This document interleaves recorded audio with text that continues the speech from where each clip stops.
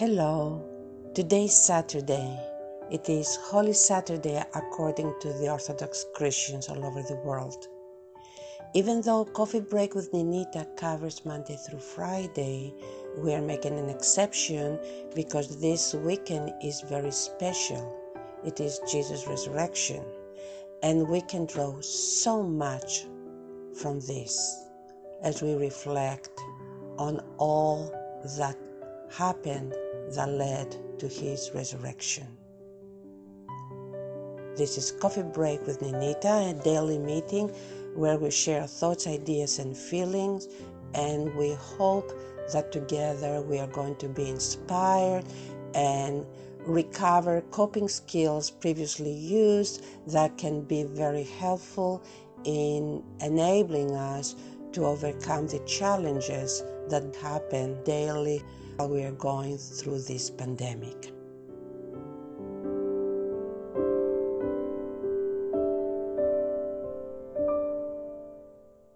Holy Saturday, quiet time to reflect on all the events that took place this past week.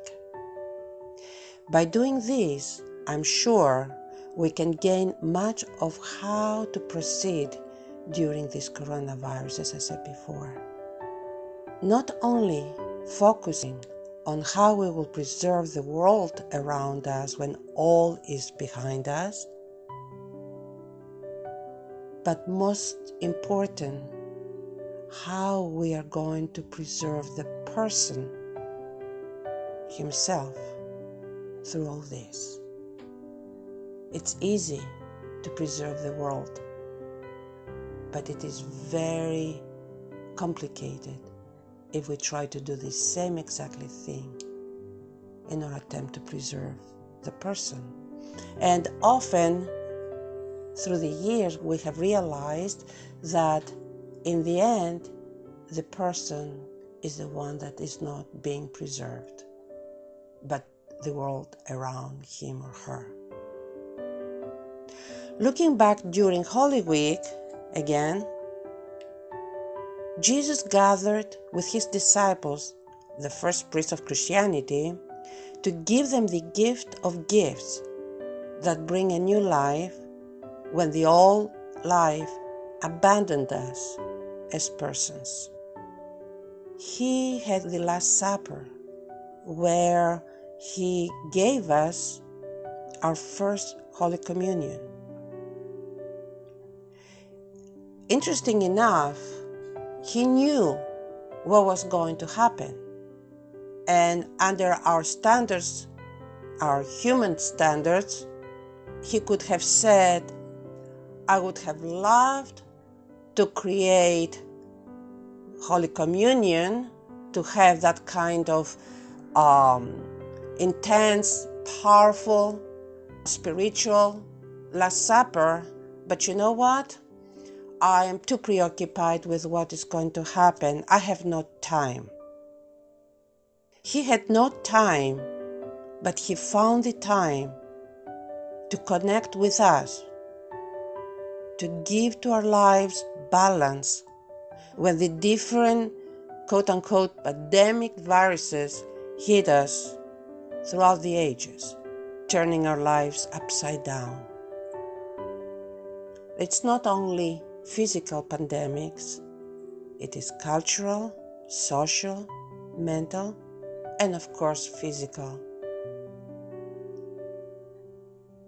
And the reason why I'm focusing on this is because we have all the time in the world. We don't only have 3 years. How much do we accomplish? How much do we achieve during short times?